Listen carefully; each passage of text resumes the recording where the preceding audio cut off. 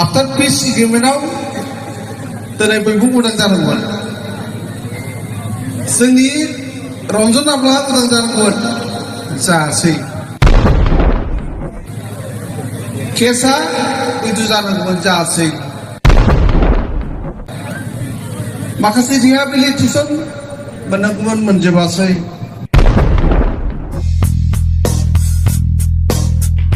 खुलुमबाय रायजो राजाफोर इन्ट्र भिडिअआव जायखौ नोंथांमोना नुदों बियो एक्स-NDFB नि लिडार लै रायजो राजाफोर मानगोनां माय डियार युथ्स एन्ड जेबि ब्लग फेमिलिस नोंथांमोन बिथांनि बुंनायखौ आङो होनो थांगासिनो दं बिनि सिगां माखासे खोथा जे गुरजन मुसाहारि सार बिथाङा ओरै बास्लायलाय स्टेबिलिटि बिथांनाव गैया जेराव नैबे मस्ला नुयो बेयावनो बिथाङा थाङो दिनैनि तारिखआव सोरबा पलिटिकेल पार्टिया जुदि दिनैनो बिथांनो प्रलोभन होयोब्ला नैबे बुस्थुखौ होयोब्ला मस्लाखौ इउ पिपिएलखौ दिनैनो बिथाङा नागारनो हागौ बे रोखोमनि सासे स्टेबिलिटि गैयै सासे बिथाङा नेता इसिबां अभार कनफिडेन्सजों बबेबा मोनसे मुभमेन्टफ्राव कन्ट्रिबिउसन दं होननानै लानाय लाब गैया बेखौ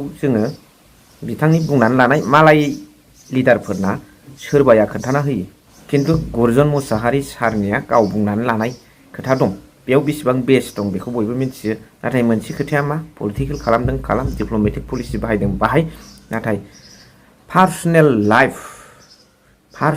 लाइफ सोरबा दैदेनगिरिनि आरो बिथांनि जेखिनि नंथारै खोथा राजनितियाव थानाय इसिबां गोग्लैनाङा जे नंथारै खोथा बेखौ लानानै बांद्राय बानसावहैनो नाङा बै जायगायाव बै जायगायाव बै नैबे जायगायाव आलदा खोथा नैबे जायगायाव आलदा खोथा सेवलि मेदामनि खोथाखौ लानानै दिनै बर' रायजो राजाफोरनि गेजेराव गुरजन मुसाहारिया मा बुंदों दे बुंबाय जोब्बाय बर्थमानाव बिनि उनाव आरोबाव सावथाल जायगायाव थांनानै सावथाल रायजो राजाफोरनि सिगाङाव आरो मा आलदा बुंबावखो बे खोथाया बिथांना हामजायाखै राजनिति खालामनायाव रावहाबो बादा गैया डिप्ल'मेटिक पलिसि बानायनानै एरै बुंलायलायनायाव जेबो गैया पार्सनेलि बेबायदि एटेक खालामनाङा आरो फारसेथिं थाख्लाय आदा एक्टर होनना मिथियो जों बयबो सनमान होयो मानियो बिथाङा इउ पिपिएलनि जाना केम्पेइन खालामदों बेवहाय रावहाबो जेबो अबजेक्सन गैया कनस्टिटिउसनेलि बियो राइट्सखा नोङो थाङा जिखुनु राजनितिखौ ओंखारोना केम्पेइन खालामो बियो जाहैबाय मोनसे पलिटिकेल राइट्स ओन बाय जेनेबा एभ्रि सिटिजेन अफ इन्डिया बे जों मोनखानाय दा बे हिसाबै बिथाङा बुं नाथाय बिथाङा नोंथारै खोथाखौ जे बुंनानै होदों मा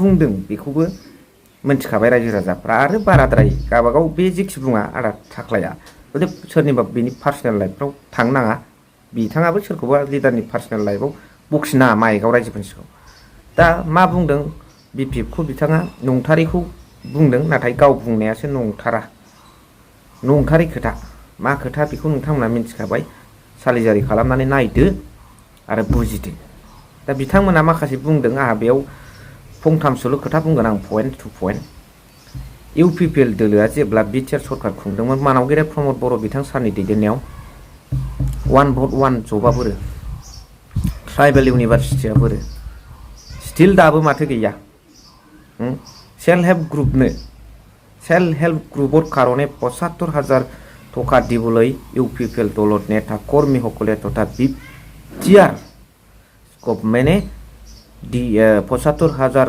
टका দিবৰ কাৰণে প্ৰতিশ্ৰুতি দিছিল কিন্তু দিনैसिमबो बिथांमोना बेखौ मावनो हायाखै आजोलैके तेखेतসকলে এই কথাটো पालन কৰিব পৰা নাই बे मोनथामसोल' प्रश्न सोंबानो जाबाय रायजो राजाफ्रा बेनिफ्राय कमेन्ट्सआव लिरनानै हर दा अब्ला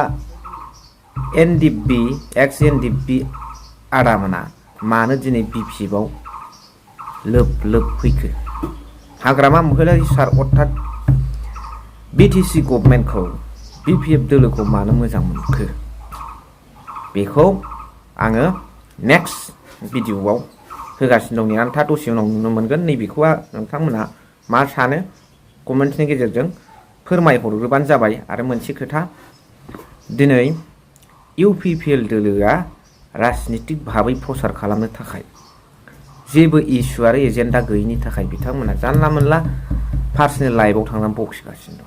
ইউপিপিএল দলৰ নেতা কৰ্মীসকলে আজিৰ তাৰিখত ইলেকশ্যন কেম্পেইন টাইমত কোনো ইস্যু নাই, ৰাইজসকলৰ সন্মুখত কোৱাৰ কাৰণে ইস্যু নথকাৰ কাৰণে তেখেতসকলে পলিটিকেল লিডাৰত পাৰ্চনেল লাইফত গৈ তাহা তেখেতসকলে বকি থাকিছে, বকি আছে এতিয়াও।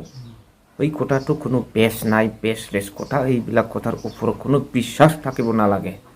মই আজিৰ তাৰিখত স্পষ্টভাৱে এই ভিডিঅ'ৰ দ্বাৰা ৰাইজসকলৰ সন্মুখত কিছুমান প্ৰস্তাৱ ৰাখিব খুজিছোঁ যে ইউপিপিএল দলে যোৱা 5 বছৰত প্ৰতিজন নাগৰিকৰ কাৰণে আমাৰ বিটিচি অঞ্চলত বসবাস কৰা ৰাইজসকলৰ কাৰণে 1 ভোট 1 জব দিবৰ কাৰণে প্ৰতিশ্ৰুতি দিছিল। কিন্তু আজিৰ তাৰিখত এই প্ৰতিশ্ৰুতিটো পূৰণ কৰিব পাৰিছিল না তেখেতসকলে? নাই।